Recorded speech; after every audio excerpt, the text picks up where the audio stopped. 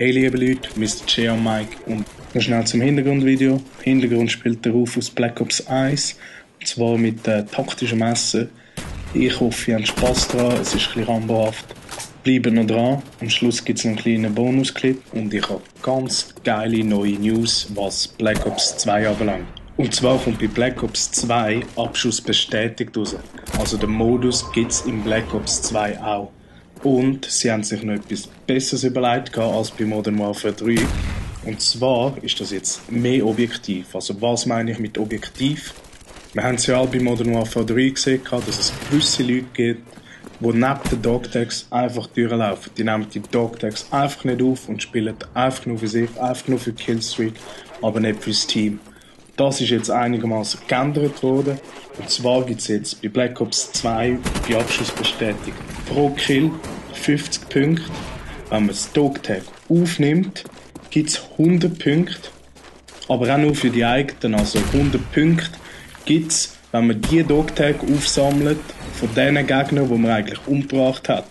Aber zusätzlich kann man jetzt auch noch, wenn man die anderen Dogtags von den Kameraden aufnimmt, von denen, die sie umgebracht haben, dann gibt es plus 25 Punkte für den anderen.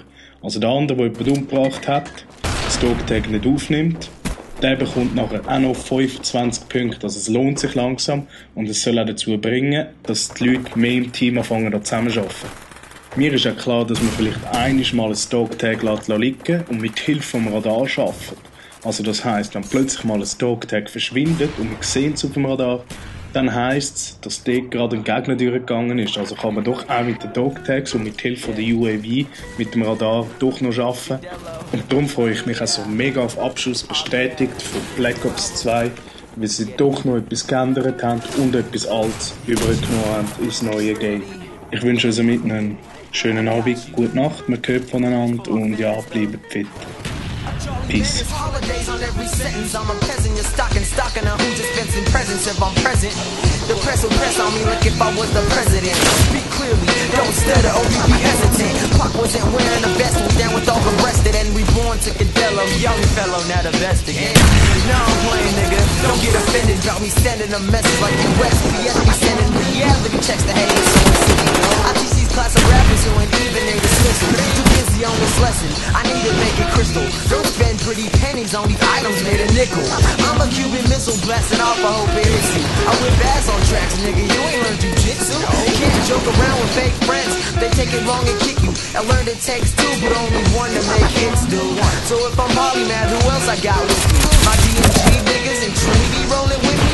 Say I should be different, the old won't miss me. Why I need change, cause I weigh above 50.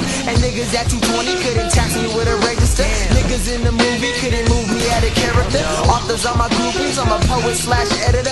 Write it 24, I bet you couldn't spit it better, bruh. Yeah.